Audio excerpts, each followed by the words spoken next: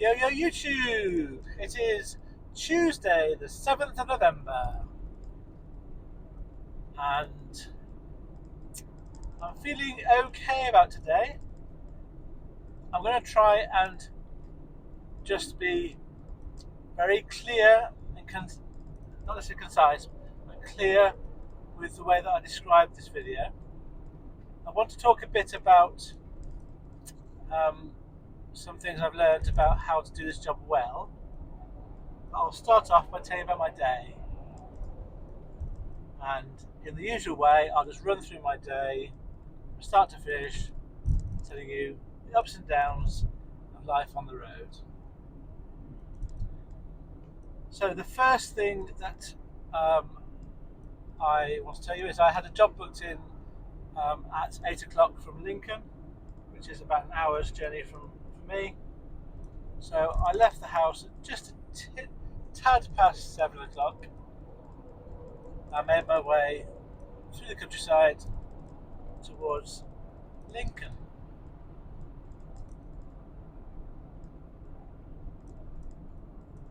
This was a job that had been booked last week, and I had printed out a sheet that I was sent in the CX app through the CX booking, which just told me what I was collecting. So that was quite useful. So I arrived. Oh, Lincoln! I've been to Lincoln a couple of times recently. I find the centre of it quite, or at least the bit I was going to, by the bus station, by the car park, quite difficult. The place I was going to was just off the main like road bridge that goes into Lincoln. I had to sort of go underneath the road bridge and collect it from a factory. The factory was quite big on security, so I just sort of went to the security gate and said, I'm new here, I got to collect this item. He asked me from which part of the site I was going to, and luckily the shipper had given that information.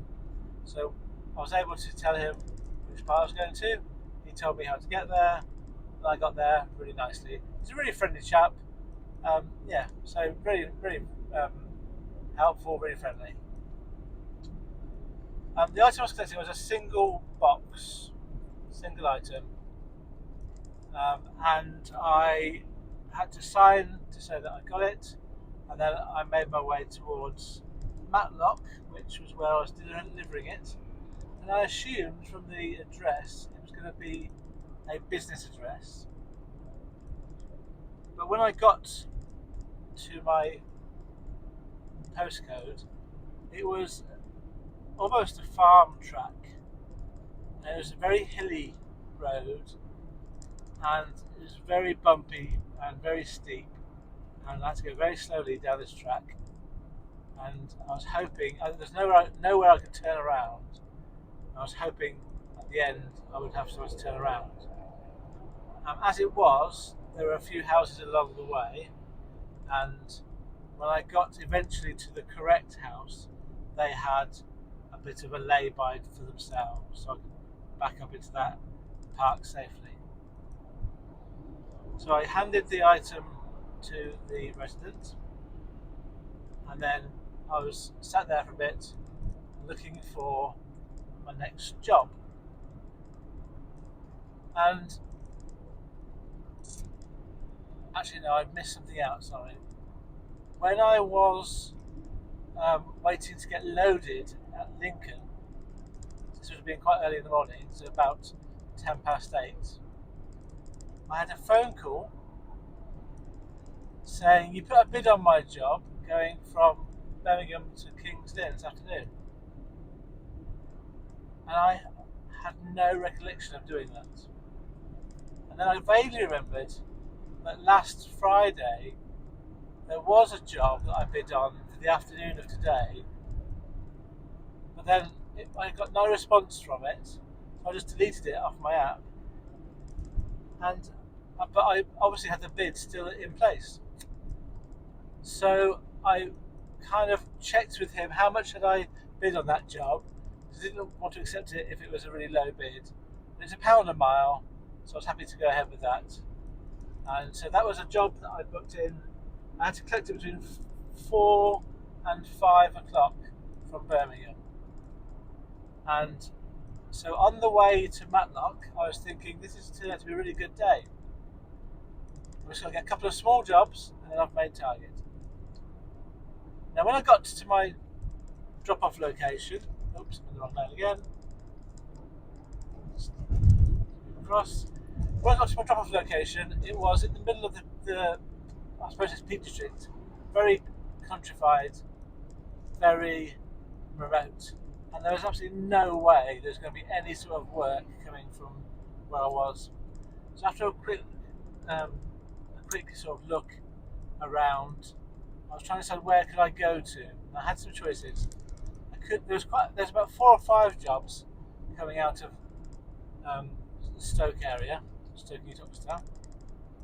There was north of me. There was Sheffield, Rotherham area, and then there was just to the east and south, Nottingham, and Derby to the south, and Nottingham to the south and the east. And I felt that if I headed towards Nottingham, it was there were a few jobs coming out of Nottingham. If I headed towards Nottingham, I would get a chance of a job, and it was slightly less travelling to get there than everywhere else. And I actually headed for Alfreton, because I often see jobs coming or going to Alfreton, so I thought that might be a good place for me to perch up and look for jobs. So I went to Alfreton. It was about 8 miles away, about 20 minutes drive, 15 minutes drive through the countryside. And it was definitely a better place to be based than where I was when I dropped off my load. And so I was looking for jobs, and I was bidding on anything that was not going to London, that was within sort of 45 minutes of me. And I counted it up. I bid on 19 jobs. Let me just check. I would have been finished at Matlock, and I was at Alfreton around about 10 o'clock, maybe just past 10 o'clock. I was bidding on jobs until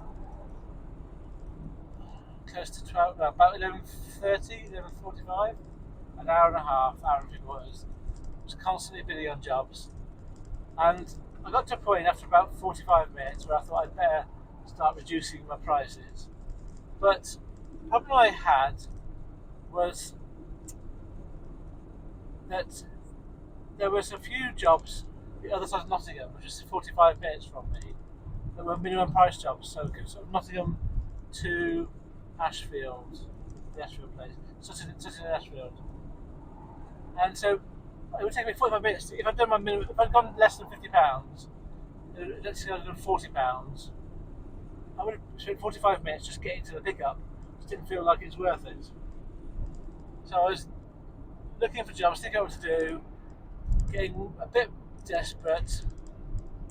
But then I did win a job, and it was going from very close to me, Sutton in Ashfield.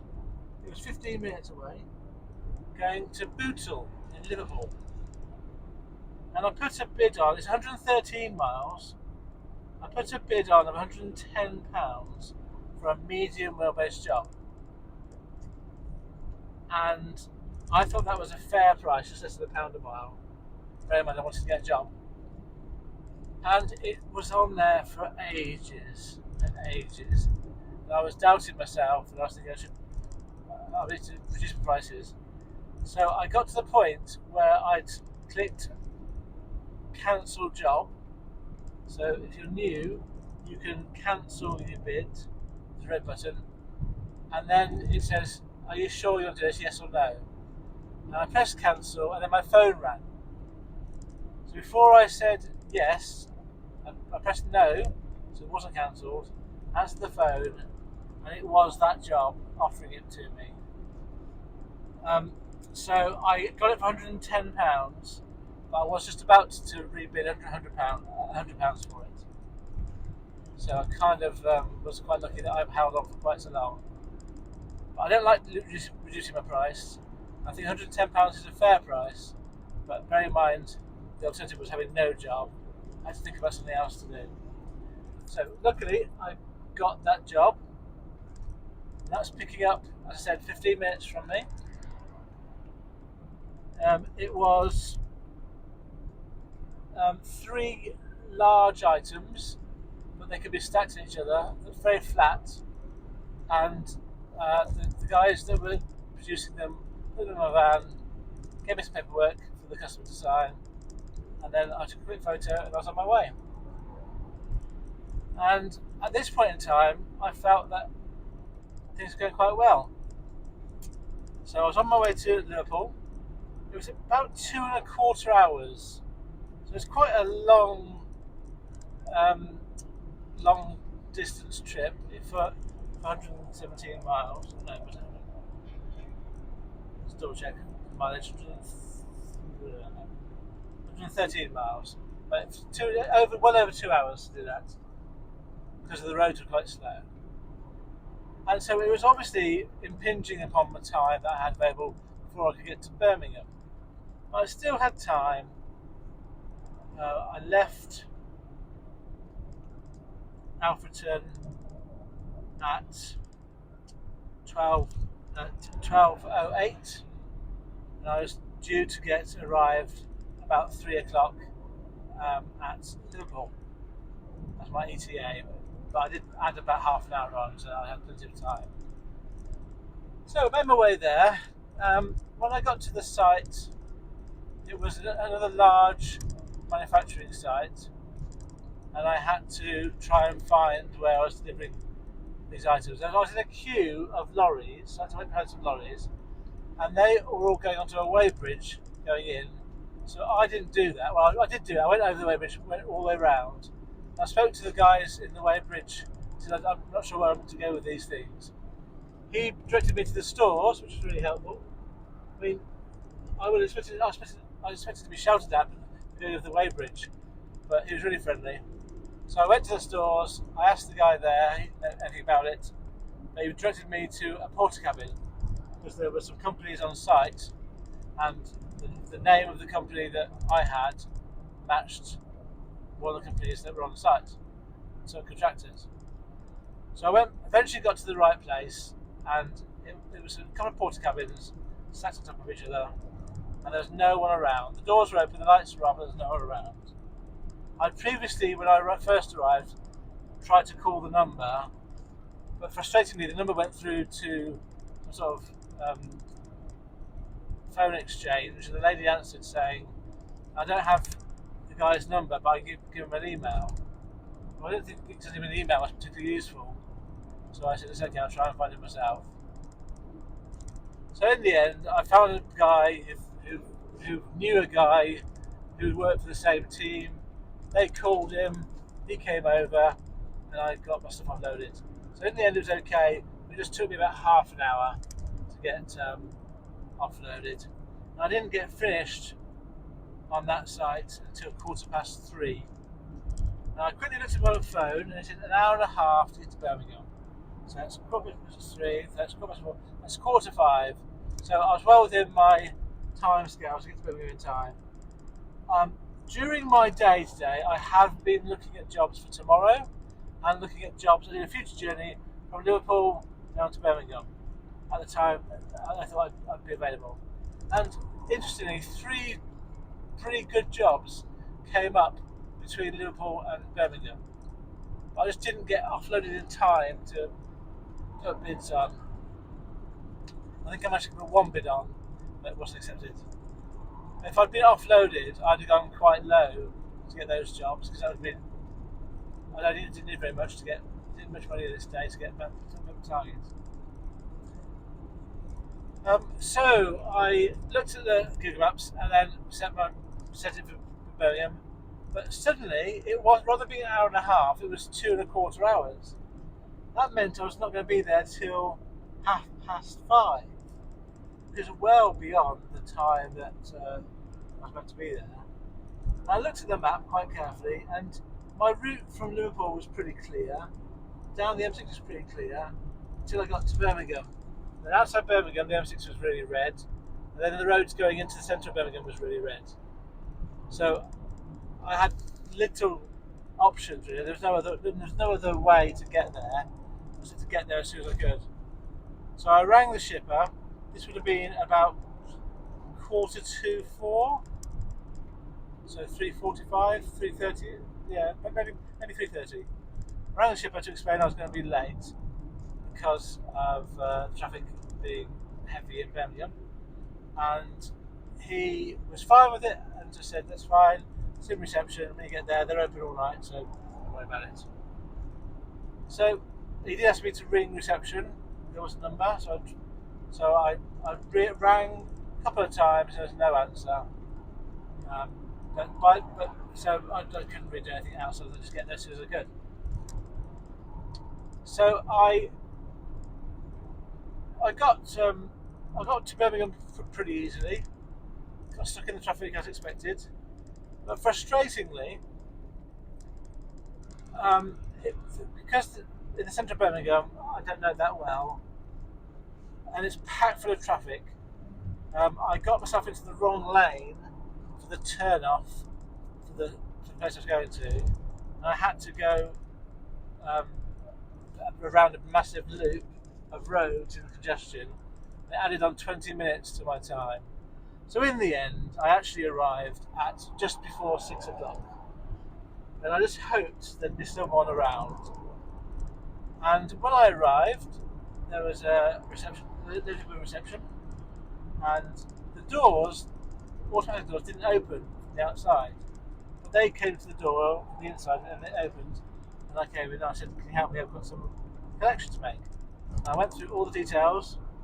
And there's a very nice lady who just basically took me under my wing, took me to all the areas of the building until we found the items. And she was really patient and really friendly. Obviously, she has a customer service job, but it was well above and beyond what I'd expect someone to do at that time of day.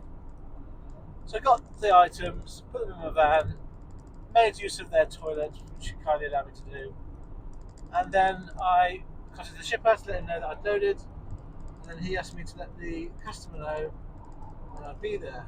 The customer's address is a residential address, so although it's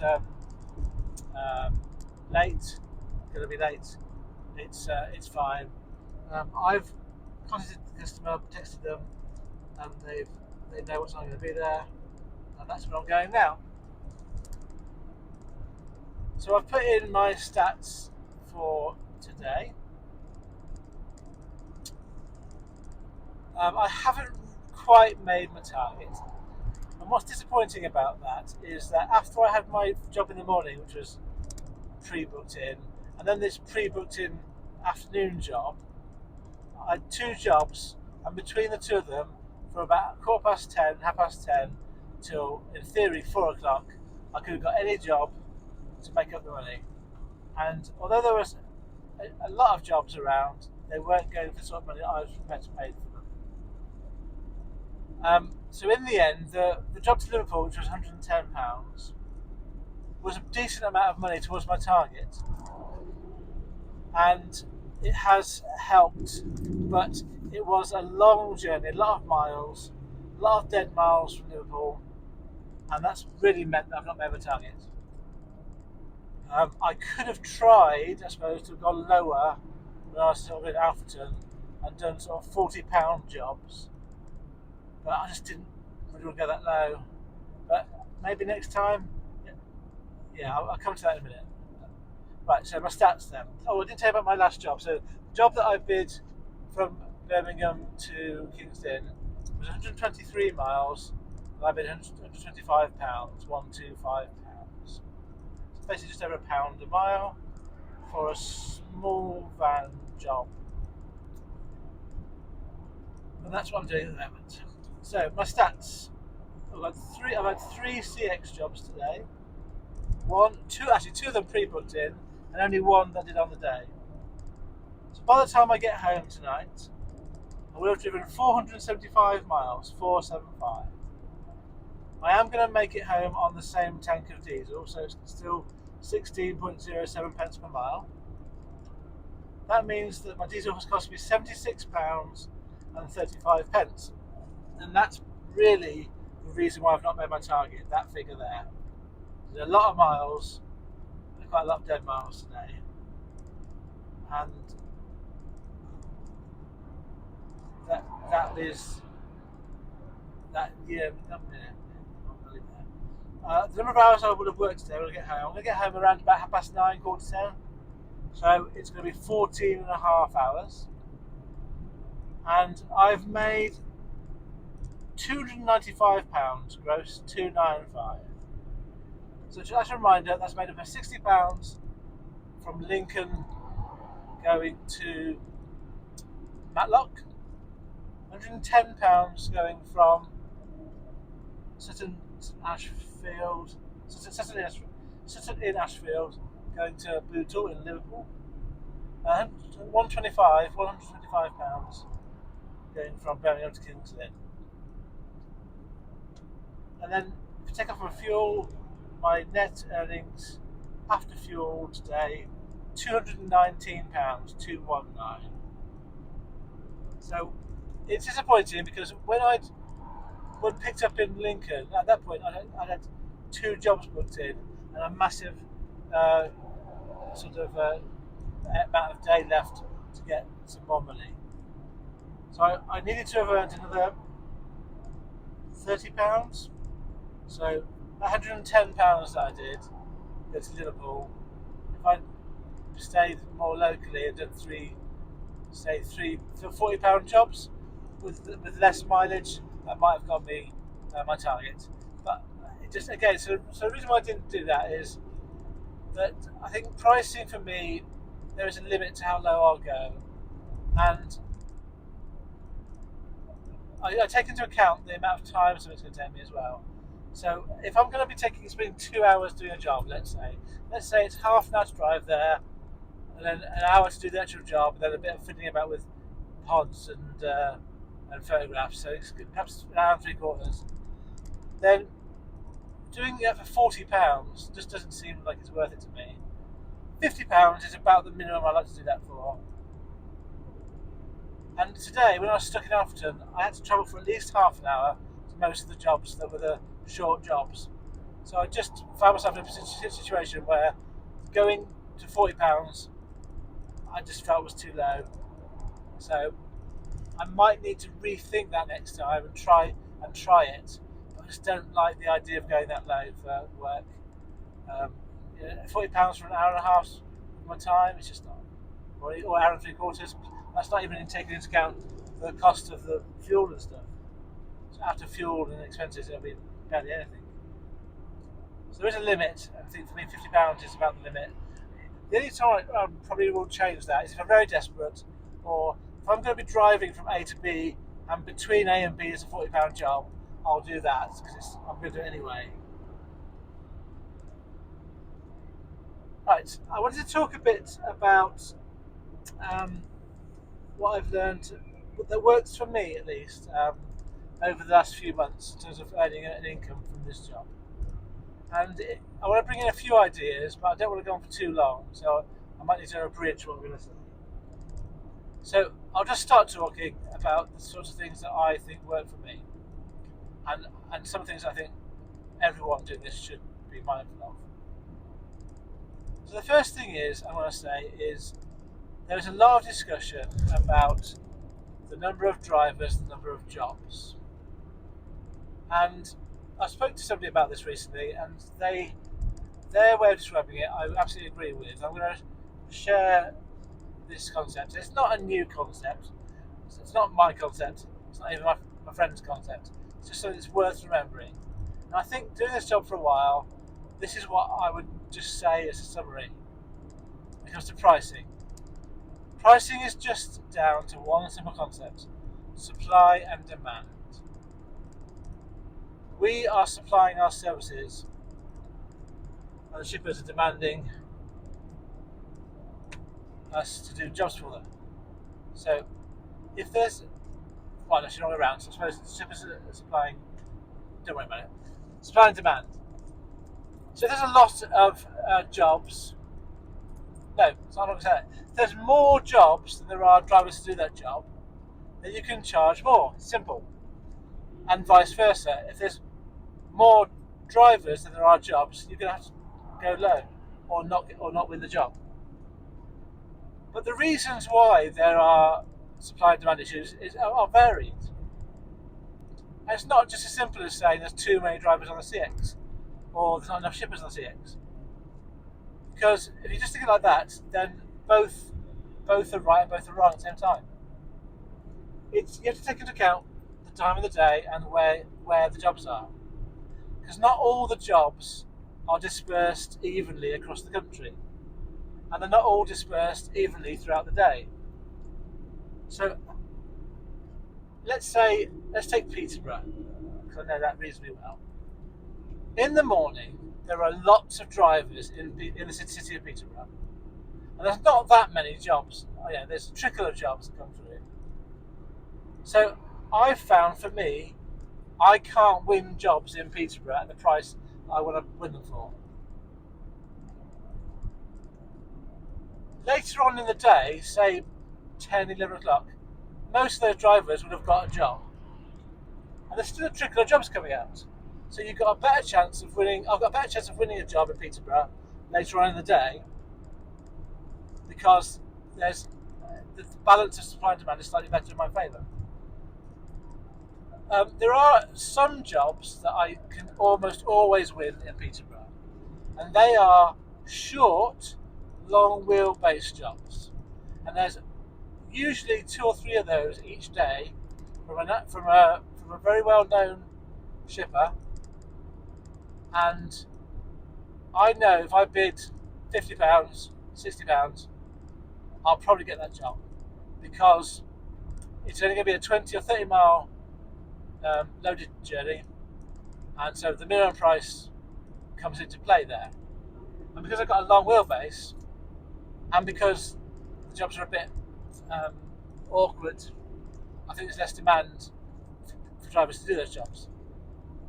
But I don't want to stick around Peterborough until the afternoon or even just do these jobs. So I want to go elsewhere. It might be that you live or you're close to a really industrial area. So the West Midlands, the East Midlands, Great Manchester. But just because there's a lot of work there, doesn't mean there's a lot of demand. Because the supply of drivers will be so high.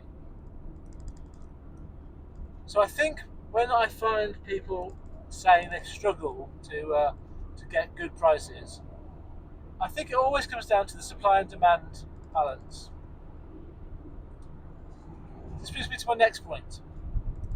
So what I've done, what works for me, is I've tried to find little niches that I'm best suited for.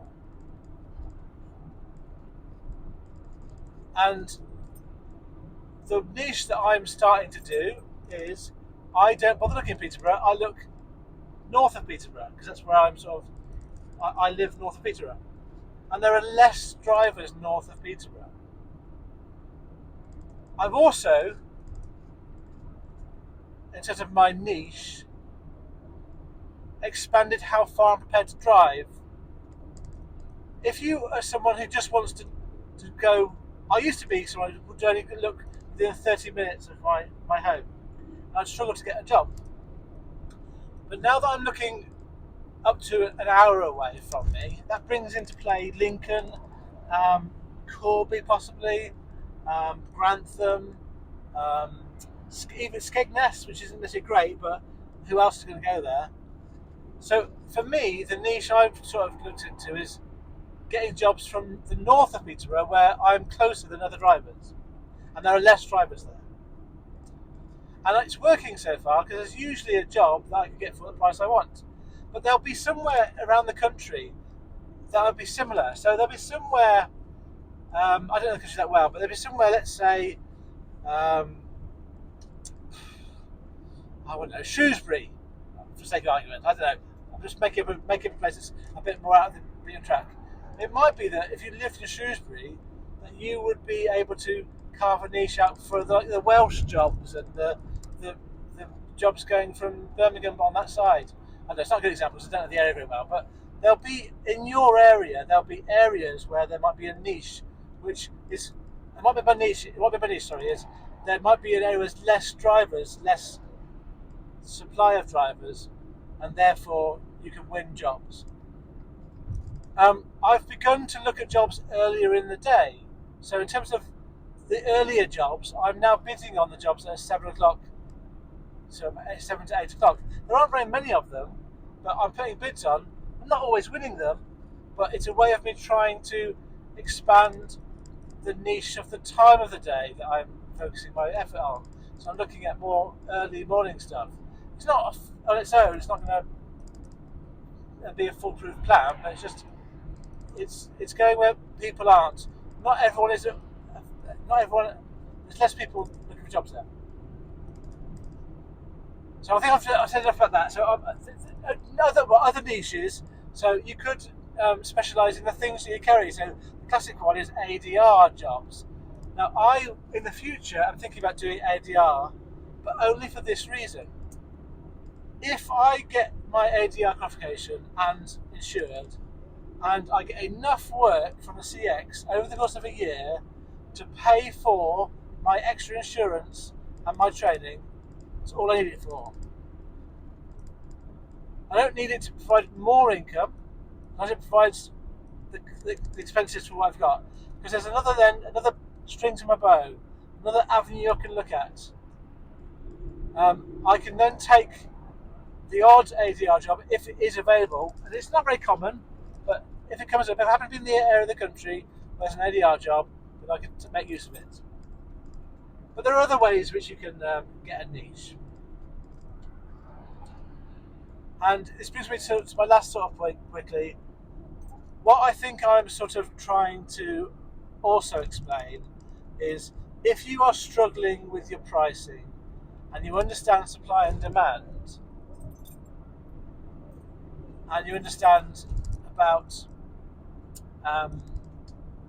creating a niche for yourself,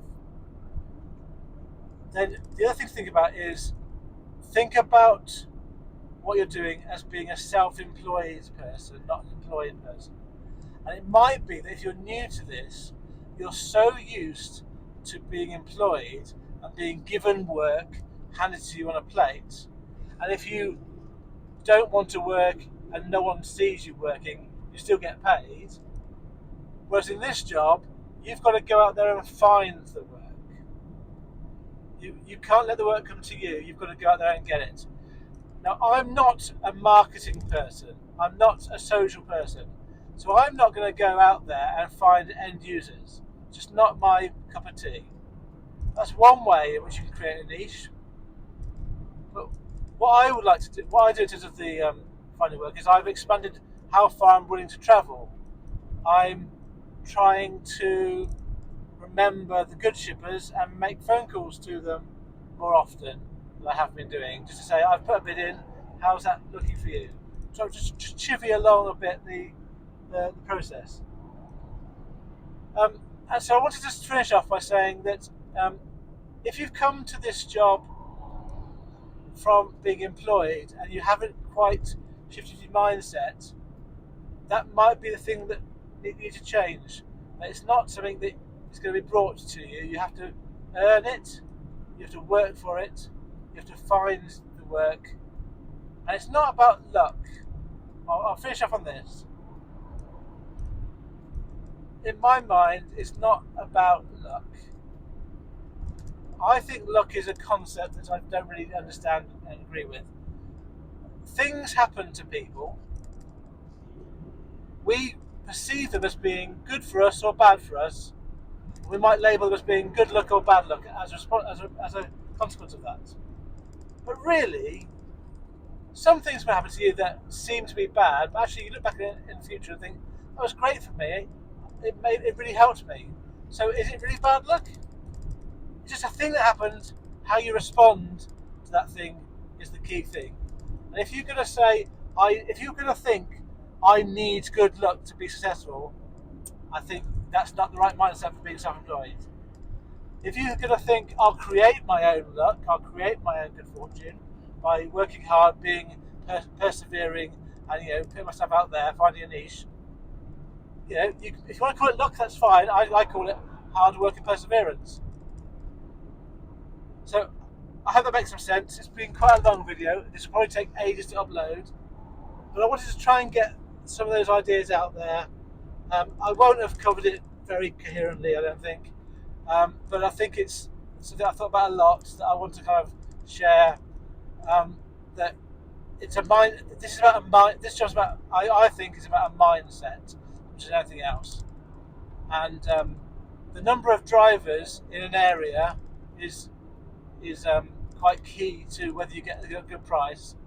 And the number of drivers in one area changes throughout the day, and it changes across the areas.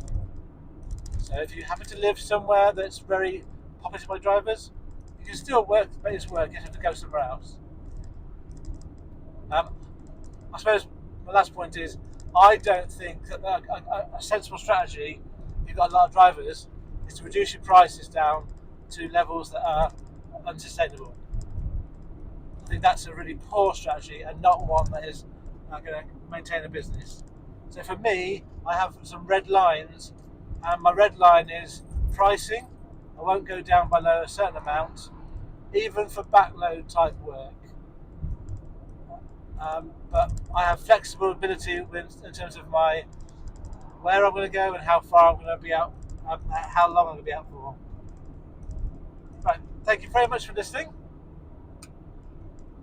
It's been a long video, so let me just bring it to a close. I haven't thought about what I'm going for today, so I'll let that go for today. So, thanks for listening. I hope that you are successful, however you define that term, and good luck.